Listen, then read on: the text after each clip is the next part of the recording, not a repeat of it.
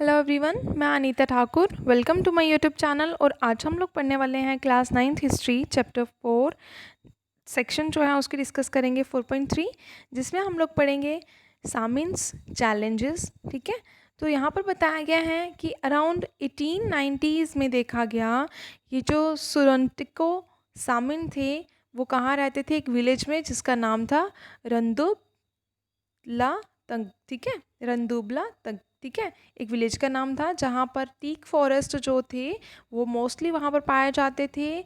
और उन्होंने क्या किया, स्टेट जो कि ऑनर थी उस फॉरेस्ट की, उससे क्वेश्चनिंग करना स्टार्ट कर दिया। उन्होंने ये आर्गुमेंट करा कि ये जो स्टेट है, क्या इस स्टेट ने विंड को क्रिएट किया, हवा को क्रिएट किया, पानी को क्रिएट किया, अर्थ को क्रिएट किया या वुड को क्रिएट किया। तो अगर उन्होंने इन सभी चीज़ों को किसी एक पर्टिकुलर स्टेट ने या नेशन ने मतलब क्रिएट नहीं किया है, नहीं बनाया है, तो उसका किसी भी तरह का अधिकार जो है इन चीज़ों के ऊपर नहीं हो सकता है। उसके बाद ये जो सामिन थे उन्होंने बहुत ज़्यादा मूवमेंट्स जो थी वो चलाना स्टार्ट कर दिया।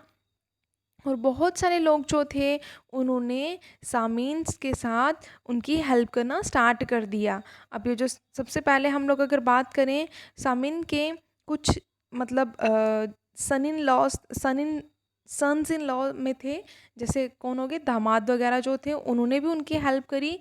और देखा गया कि 1907 में 3000 फैमिलीज़ जो थी वो सामिन के आइडियाज़ के अकॉर्डिंगली चल रही थी, जो उनको मतलब उनके साथ प्रोटेस्ट कर रही थी। और बहुत सारे सामिस्ट जो थे उनने प्रोटेस्ट किया कि हाँ, क्या होना चाहिए, जो भी ज़मीन है उसको क्या करना होगा, वो वापस मिलनी चाहिए लोगों को।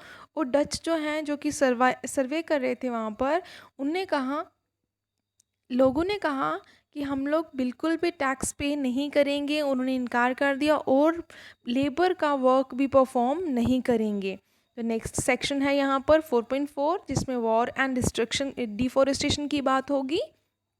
तो बताया गया यहाँ पर कि फर्स्ट वर्ल्ड वॉर और सेकेंड वर्ल्ड वॉर का मेजर इम्पैक्ट जो था वो फॉरेस्ट के ऊपर पड़ा, क्योंकि फर्स्ट वर्ल्ड वॉर और सेकेंड वर्ल्ड वॉर में जितनी भी वेपन्स की प्रोडक्शन हो रही थी just depends on forest.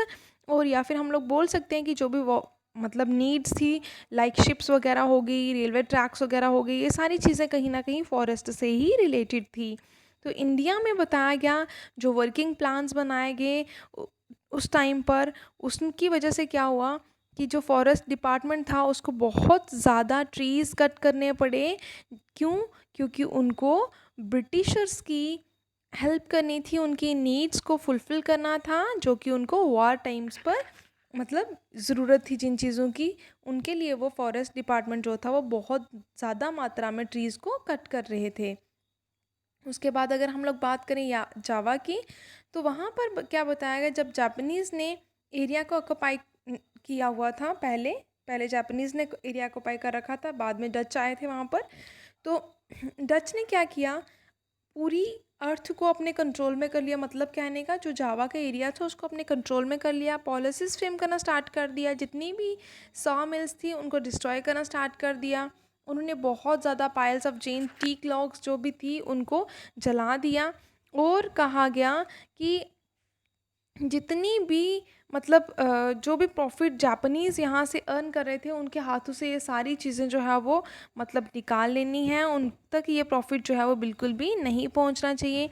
Japanese उस टाइम पर एक्सप्लॉइट कर रहे थे फॉरेस्ट को बहुत रेकलेसली, मतलब विदाउट ये देखे कि हाँ, हम लोग कितना फॉरेस्ट को डैमेज कर रहे हैं। और वॉर टाइम पर जो भी इंडस्ट्रीज़ की प्रोडक्शन होती थी उसमें वो फॉरेस्ट को वहाँ पर एक्सपोर्ट कर देते। और फॉरेस्ट विलेजर्स जो थे उनको फोर्स किया जाता, उनको ज़ोर ज़बरदस्ती बोला जाता कि आप लोगों को क्या करना है, फॉरेस्ट को काटना है और वो किसको देनी है, वो जापानीज़ को देनी है, उसकी जो भी सप्लाईज़ होंगी। बहुत सारे विलेजर्स जो थे उन्होंने क्या किया, उन्हें अपॉर्चुनिटी मिल गई कि हाँ, हम लोग क्या कर सकते हैं, अपनी कल्टिवेटेड लैंड को एक्सपैंड कर सकते हैं, जो कि फॉरेस्ट में ही हम लोग कल्टिवेशन करेंगे। तो वॉर के बाद देखा गया ये एक बहुत डिफ़िकल्ट टाइम आ चुका था, जब इंडोनेशियन फॉरेस्ट जो थे उसकी सर्विस जो थी, मतलब लैंड बैक जो थी वो मिल रही थी।